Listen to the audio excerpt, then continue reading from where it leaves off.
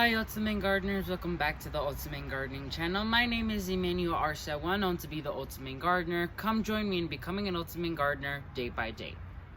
So in today's exciting sprouting video, I wanted to dedicate this video on a full growing guide on bananas because I've been getting a number of questions on a growing guide on bananas because I live in South Florida, which is a tropical climate, which means bananas love our climate down here. And so they wanted to hear my input or tips and advice on growing bananas for other gardeners that are not in South Florida.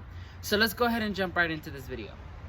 So coming at number one has to be their sunlight exposure. Bananas are full sun loving plants. They like up to 6 to 7 plus hours of direct sunlight in order to have maximum production. These bananas right here, although they're in kind of sun right now, when it comes to afternoon sun, they're getting blasted with afternoon sun all the way until sunset goes ahead and occurs.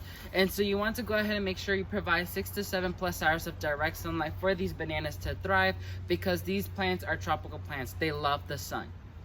Coming at number two is their watering situation. As you guys know that bananas are made up of a lot of water. And so you want to make sure you provide a very boggy place for them. If you have it in an area where it's really lacking in drainage, you can plant bananas there because they actually love the water. They like to have water around their root system because if you touch or you feel your banana plant, it's gonna feel like water. If you cut it, water's gonna drip out of it because it's made up of a lot of water. And a tip that David the Good gave me while we were over there visiting him was a good self-watering system is when your bananas finish fruiting, which we'll be talking a little bit later on in the video, you can cut that down, cut it in half and lay it out in your garden and it will kind of drip the water out and water your plants like naturally without having to have a hose or drag a hose over there. And that's something, a really good tip that I learned from him. So make sure you provide your bananas with a lot of water, whether it be you having to drag out a hose once it's newly planted or providing it water with planting it in an area that tends to accumulate a lot of water.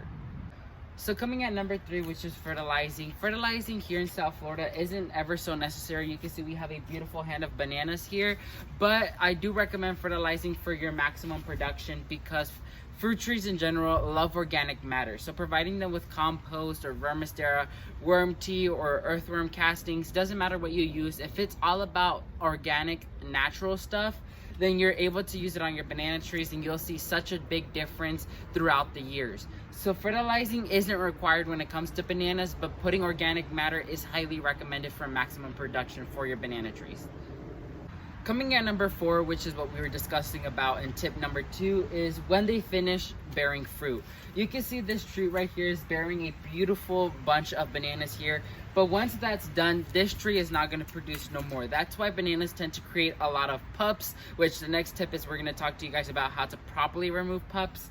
But once this hand of banana is harvested and we are enjoying it, this tree is gonna die. So that's when you're gonna cut it back and use it in the garden or use it as your compost.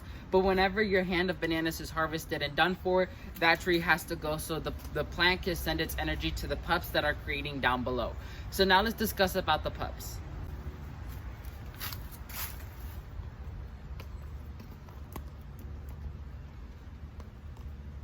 So coming down here, you guys see we have a pup right here because like this tree is already producing, it's already sending its offspring right here for it to start producing as well.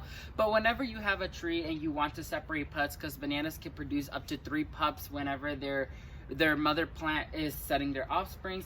But if you want to remove your pups, you want to make sure you have a pup that is decently sized. You don't want a pup that's very small or fresh out the ground. You want a pup that is at least like a foot or 2 tall so you can take it out and plant it in your garden.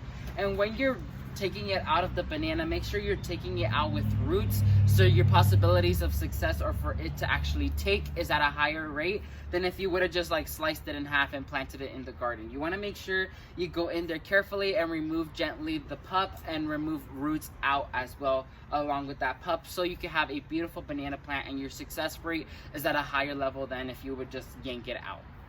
So that's gonna be it for this video. Hopefully you guys found this video educational and informative as well as all your questions being answered. If you learned something new, please leave a like down below, and while you're down there, please consider subscribing to show the Ultimate Gardening channel some support, and leave me any comments down below on what you thought on this video as well as any video suggestions you would like me to do. Thank you all so much for watching this video, and never forget to grow big, ultimate gardeners. Bye, guys.